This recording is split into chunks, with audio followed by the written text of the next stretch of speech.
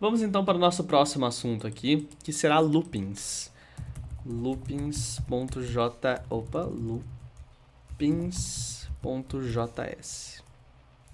Eu não lembro se loopings tem dois P's. Enfim, loopings.js. Se tiver errado, paciência. Imagina o seguinte, que a gente tem uma variável aqui chamada i, que é igual a zero, tá bom? E eu quero que seja printado aqui no console pra gente o valor de 1 a 10, certo? Quero printar de 1 a 10. Eu posso fazer o seguinte, na verdade de 0 a 10, vai, pra gente incluir o nosso amigo i ali. Eu posso fazer o seguinte, console.log i, talvez, pra ele ser o valor 0, tá? Console.log 1, aí console.log 2, e assim por diante. Isso vai funcionar, né? Se eu vier aqui, loopings, olha lá, 0, 1, 2, tá bom? Ele printou aqui certinho. Mas concordam que isso daqui é muito ruim, né? A gente ficar repetindo console.log várias vezes. Imagina que a gente quer printar aqui um valor de 1 a 100, 1 a 1 milhão. Como que a gente vai fazer isso? Usando loopings, certo? Como? Pegando aqui a nossa variável i, certo? Que começa no 0, a gente vai fazer o seguinte. While, vamos usar essa palavrinha, que é bem padrão assim, de linguagem de programação. A estrutura dela é bem parecida com o if, então a gente vai abrir e fechar parênteses, abrir e fechar chaves, tá? O while, em inglês, enquanto, né? Então ele vai falar o seguinte, enquanto i for menor que 10, ou seja, enquanto esse i aqui for menor que 10, execute o código que vai estar aqui dentro. Quando o i não for mais igual a 10, quando o i não for mais menor que 10, você para de executar esse código, beleza? Então aqui a gente vai colocar console.log no próprio i, tá bom? E aqui embaixo a gente vai acrescentar 1 no valor do i. Existem vários jeitos de fazer isso. O jeito mais assim, intuitivo, digamos assim, seria i é igual a i mais 1, certo? Então o que ele vai fazer? O i começa com 0, né? Ele vai entrar aqui no while, vai dar um console.log no valor de i e vai acrescentar 1 no valor de i. Ou seja, o i agora vai valer 1. Aí depois vai valer 2, vai valer 3, vai valer 4, enfim.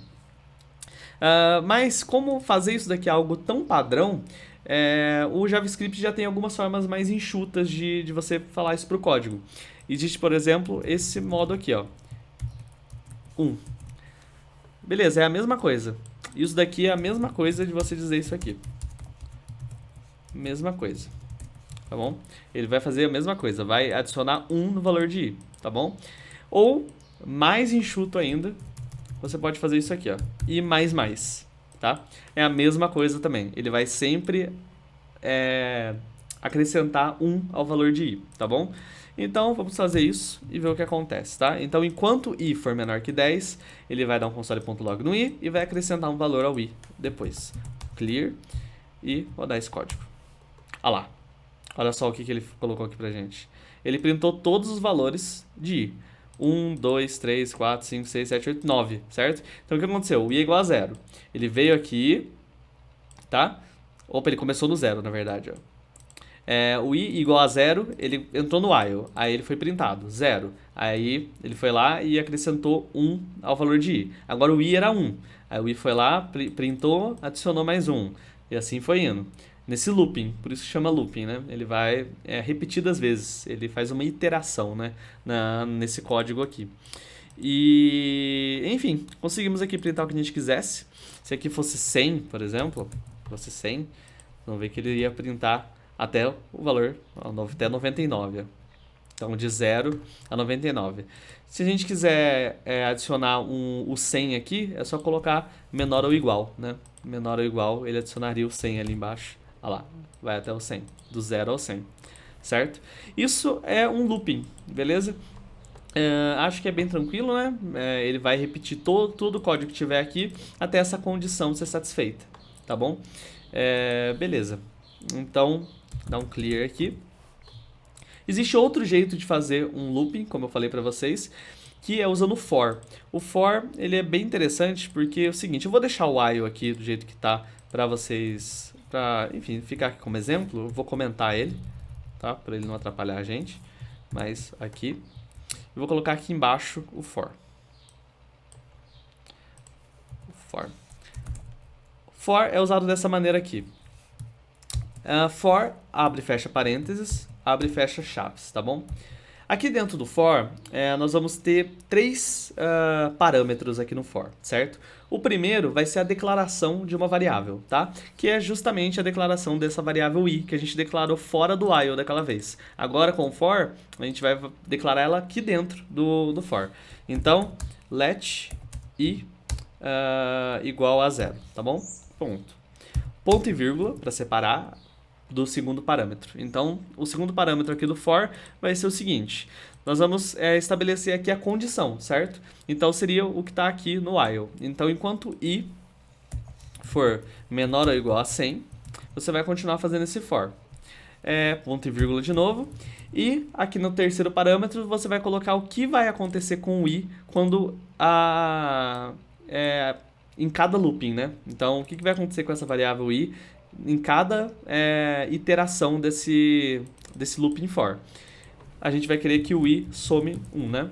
I mais mais. Então, aqui você declara a variável, aqui você coloca a condição, e aqui você coloca o que vai acontecer com essa variável quando um looping for completo, certo? Aqui dentro a gente pode colocar console.log i, tá bom? E vocês vão ver que de uma forma bem mais enxuta, né, do que com o while. Vejam que o while a gente teve que usar aqui uma linha aqui para declarar a variável, depois uma para estabelecer a condição e uma aqui dentro para estabelecer o que aconteceria com o i. Aqui no for a gente já coloca tudo em uma linha só, dentro dos próprios parâmetros aqui do for. Então, rodando esse código aqui, a mesma coisa. Como vocês podem ver, ele printa do 0 ao 100, tá bom? E aqui o céu é o limite, né? Você pode fazer o que você quiser aqui, pode começar, sei lá, o i no 50 até 200, e aqui ele não vai de 1 em 1, ele vai de 2 em 2. Aqui, ó, 2 em 2. Então, olha lá, de 50 a 200, indo de 2 em 2, certo? 50, 52, 54, 56, enfim. Aqui você pode fazer o que você quiser aqui. É até bom que vocês testem aqui, fiquem brincando com esse for e com esse while para vocês entenderem melhor como usa cada um deles. Mas é bem simples, tanto eles quanto os condicionais são muito usados e são bem tranquilinhos de entender, né? Espero que vocês tenham conseguido entender esses conceitos e a gente se vê na próxima aula.